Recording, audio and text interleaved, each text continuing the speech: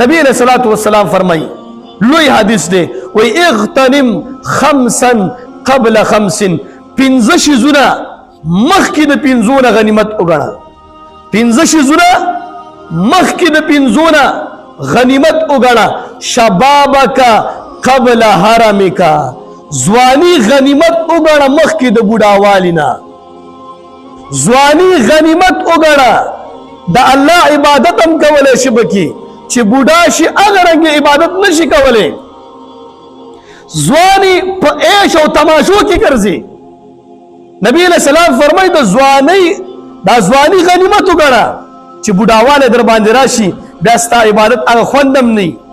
او چې سړی بوډا شي بیا به څه کوي نو بیا خو به خامخا جومات کې ناست دا یاد ساتئ د خواهش ټیم ځواني وي قوت په ځوانۍ کې وي شهوت په ځوانۍ کې وي طاقت په ځوانۍ کې وي چې بوډا شي نو بیا خو پکې هېڅ هم نه وي ځواني دا غنیمت وګڼئ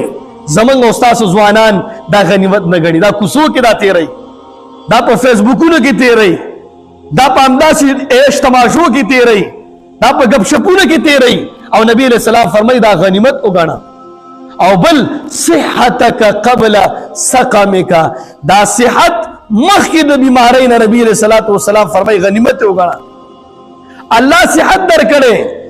د الله عبادت پکې وکړه چې کله بیمار شي بیا به پښیمانه وي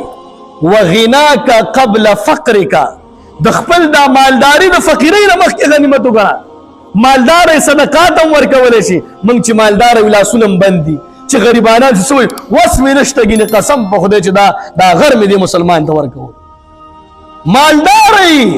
دا غنیمت وګڼه الله 2-3 روپۍ درکړي دي دا غنیمت وګڼه دا د الله په لاره کې ولګوه دا په ډمانو باندې مه لګوه دا په جړاګانو باندې مه لګوه دا مالداري د غنیمت وګڼه او بل نبی علیہ الصلوۃ والسلام فرمای فراغک قبل شغلک الله فراغت درکړي ټیم در سره دا غنیمت وګڼه د ټیم قدر وکړه وای جنتیان چې کله جنت ته لاړ شي د یو شي افسوس به هم نه کوي یو شي افسوس به هم نه وي جنت کې به حورم وي جنت کې به شرابونه وي جنت کې به پیم وي جنت کې به شهد هم وي جنت کې به د الله صفت بنده ته حواله شوي بنده چې څه شی وایي هغه کېږي څنګه چې الله څه کوي هغه کېږي داسې په جنت کې بنده چې څه وایي که نه الله به په جنت کې 2 صفات د خپل د بنده له ورکړي د خپل صفات یو همیشه پاتې کېدونکی همیشه الله پاتې کېږي دا صفت به الله دې بنده له ورکړي یو چې الله څه غواړي هغه کېږي په جنت کې چې بنده څه غواړي هغه کېږي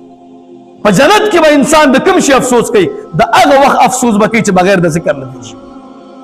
د هغه وخت افسوس به کوي نبی علیہ الصلوۃ والسلام فرمایي دا حدیث ته زه نه وایم وایي د هغه وخت افسوس به انسان کوي چې تلاوت نه بغیر تیر شوي د ذکر نه بغیر تیر شوي د دې وخت به ډېر زیات افسوس کوي